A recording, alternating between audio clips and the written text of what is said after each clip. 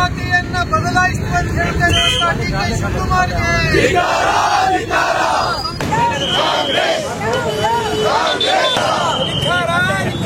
ಡಿ.ಕೆ. ಶಿವಕುಮಾರ್ಗೆ ನಾವು ಪ್ರತಿಭಟನೆ ಮಾಡ್ತಾ ಇರೋದು ಕೆಲವು ದಿವಸ ಕೆಳಗೆ ನಮ್ಮ ಉಪಮುಖ್ಯಮಂತ್ರಿಗಳು, ರಾಜ್ಯದ ಉಪಮುಖ್ಯಮಂತ್ರಿಗಳು ರಿಸರ್ವೇಶನ್ ಕೊಡಲಿಕ್ಕೆ ನಾವು ಸಂವಿಧಾನ ಕೂಡ ಬದಲಾಯಿಸಬೇಕು ಅಂತ ಹೇಳಿದಕ್ಕೆ ಅದ್ರ ಬಗ್ಗೆ ಆ ನ್ಯೂಸಿನ ಬಗ್ಗೆ ನಾವು ಪ್ರತಿಭಟನೆ ಮಾಡ್ತಾ ಇದ್ದೀವಿ.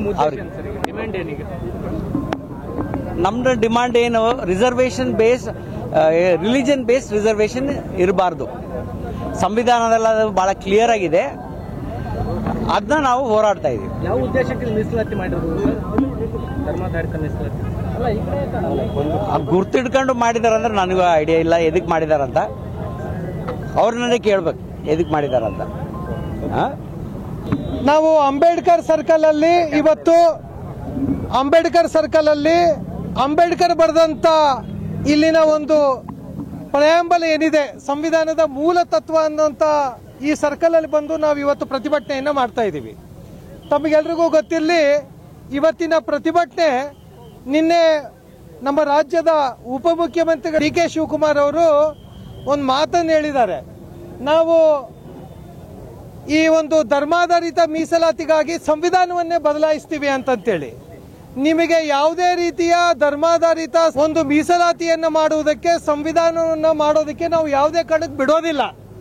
ಇದನ್ನ ಎಚ್ಚರಿಕೆಯನ್ನು ಕೊಡ್ತಾ ಇದ್ದೀವಿ. ಡಿ.ಕೆ. ಶಿವಕುಮಾರ್ ಅವರೇ, ಯಾರು ಅಂಬೇಡ್ಕರ್ ಬರೆದಂತ ಮೂಲ ತತ್ವ ಏನಿದೆ, ಅಂಬೇಡ್ಕರ್ ರಚನೆ ಮಾಡಿರುವಂತ ಪ್ರಮುಖವಾದಂತ ಸಂವಿಧಾನ ಅನ್ನುವಂಥದ್ದು ಏನು ಇವತ್ತು ಇಡೀ ಎಲ್ಲ ಜಾತಿ ಜನಾಂಗಕ್ಕೆ ಅನುಕೂಲವಾಗಿದೆ, ಇದನ್ನ ಬಿಟ್ಟು ನೀವೇನಾದ್ರೂ ಬದಲಾಯಿಸ್ತೀವಿ, ಒಂದೇ ಸಮುದಾಯವನ್ನ ಅಥವಾ ಒಂದೇ ಧರ್ಮವನ್ನ ಹಿಡ್ಕೊಂಡು ನೀವು ಹೋಗ್ತೀವಿ ಅಂತ ಹೇಳಿದ್ರೆ ಇವತ್ತು ಬರೀ ಶಾಂಪೂಲಿನ ಪ್ರತಿಭಟನೆ. ಇವತ್ತು ಅಕಸ್ಮಾತ್ ಆದ್ರೆ ಇಡೀ ಕರ್ನಾಟಕಾದ್ಯಂತ, ದೇಶಾದ್ಯಂತ ಭಾರತೀಯ ಜನತಾ ಪಾರ್ಟಿ ಕಾರ್ಯಕರ್ತರು ಒಟ್ಟು ಒಂದು ಹೋರಾಟವನ್ನ, ಇಡೀ ಒಂದು ಚಳುವಳಿಯನ್ನ ಆರಂಭಿಸ್ತೇವೆ.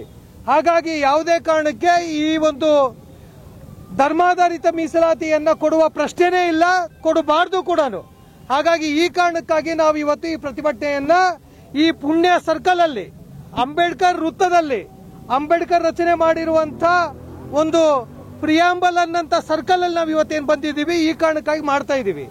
ರಾಹುಲ್ ಗಾಂಧಿ ಅವರು ಒಂದ್ಸರಿ ಕಣ್ ತೆಗೆದು ನೋಡಬೇಕು.